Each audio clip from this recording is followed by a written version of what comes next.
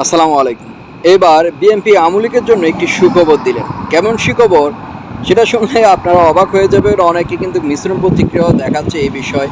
তো যারা আজকে আমার ভিডিওটা দেখছেন অবশ্যই সম্পূর্ণ ভিডিওটা মনোযোগ দিয়ে শুনবেন, দেখবেন তাহলে বুঝতে পারবেন। আর যারা ইউটিউব চ্যানেল দেখছেন, ইউটিউবের চ্যানেলটি একবারে নতুন যারা দেখতেছেন ভিডিওটা তারা ইউটিউব চ্যানেলটি সাবস্ক্রাইব করবেন। ফেসবুক পেজে দেখে থাকলে পেজটি ফলো দিয়ে লাইক কমেন্ট করে শেয়ার করবেন। আচ্ছা, যে মূল বিষয়টা যে বিএনপি আওয়ামী লীগের জন্য এবার সুখবর দিলেন। কেমন সুখবর? যে এবার বিএনপির মধ্যে আওয়ামী লীগ আসতে পারবে। কারা আসতে পারবে? বিএনপি কিন্তু ইতিমধ্যে ফরম বিতরণ করছেন। ফরম বিতরণের মধ্যে স্থায়ী কমিটির সদস্য যে আমির খসরু তিনি বলেছেন, আওয়ামী লীগে যারা সমাজের মধ্যে গ্রহণযোগ্যতা, যারা দুর্নীতি, চাঁদাবাজি, লুটপাট অনেক কিছু করেননি, বিগত যারা আওয়ামী লীগের বিরুদ্ধেও কথা বলেছেন বা বিএনপির কোনো কর্মকাণ্ডে বাধা দেননি, এমন সমাজের মধ্যে গ্রহণযোগ্যতা আছে, তাদেরকে বিএনপির সদস্য ফরম দিয়ে বিএনপির মধ্যে জায়গা দিতে পারবেন, আসতে পারবে, তাদেরকে ওয়েলকাম সাধুবাদ জানিয়েছেন। কিন্তু এ বিষয়ে একটু সতর্ক অবলম্বন করতে হবে। যারা তো বিগত আপনারা সকলে জানেন ইতিমধ্যে আওয়ামী লীগকে নিষিদ্ধ করা হয়েছে, ছাত্রলীগকে নিষিদ্ধ করা হয়েছে, একটা বড় একটা অংশ তারা।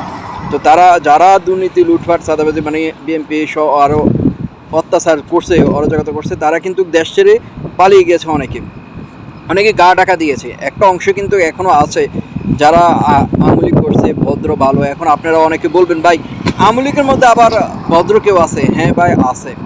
সবাই যে খারাপ, সবাই যে দল করে খারাপ এমন বিষয় নেই, ভালো কেউ আছে বলেই বাংলাদেশ আছে, বুঝতে পারছেন? তো প্রিয় দর্শক, যে বিষয়টা তো আওয়ামী লীগকে বিএনপির মধ্যে জায়গা দেওয়ার বিষয়ে এখনও দ্বিমত মানে মিশ্রণ প্রতিক্রিয়া শুরু হয়ে গেছে। কেমন মিশ্রণ প্রতিক্রিয়া? তো অনেকে বলতেছে যে এই যারা এখন আওয়ামী লীগকে সুশীল, শিক্ষিত, ভদ্র, নম্র, তারা যদি আওয়ামী লীগ থেকে বিএনপি আসে তাহলে বিএনপি তারা কমিটির মধ্যে চলে আসবে। যারা অতীতে বিএনপির ত্যাগী নেতা, যারা নির্যাতিত হয়েছে, তারা পদ থেকে বঞ্চিত হবে। এ ধরনের অনেক ধরনের কথা বলছে যে বঞ্চিত হবে, দল থেকে তারা কোনো সুবিধা পাবে না, বা এতদিন দলের মধ্যে ছিল, খাটছে। আওয়ামী লীগ যারা এখন নতুনভাবে বিএনপিতে আসবে আওয়ামী লীগ থেকে, তারা সুবিধা পেয়ে যাবে, তারা পদবি পেয়ে যাবে। এ নিয়ে মিশ্রণ প্রতিক্রিয়া সৃষ্টি হয়ে গিয়েছে। তো ইতিমধ্যে কিন্তু ঘোষণা কিন্তু হয়ে গিয়েছে যে যারা আওয়ামী লীগ ভদ্র, আওয়ামী লীগ করতেও সমাজে গ্রহণযোগ্যতা আছে, তো তারা কিন্তু বিএনপির মধ্যে আসতে পারবে। কারণ সামনে নির্বাচন। বিএনপির মধ্যে 1 কোটিরও বেশি ফরম বিতরণের ঘোষণা দিয়েছেন সারা বাংলাদেশে। তো দেখা যাক ভবিষ্যতে কী হয়। তো এদিক থেকে অনেক নেটিজেনেরা অনেক নেগেটিভভাবে বলছেন, পজিটিভভাবে বলছেন যে এটা বিএনপির জন্য হয়তো ক্ষতি হতে পারে, আবার ভালো হতে পারে, এই বিষয়ে বলছেন। তো দেখা যাক কী হয়। আপনাদের মতামত অবশ্যই কমেন্ট বক্সে।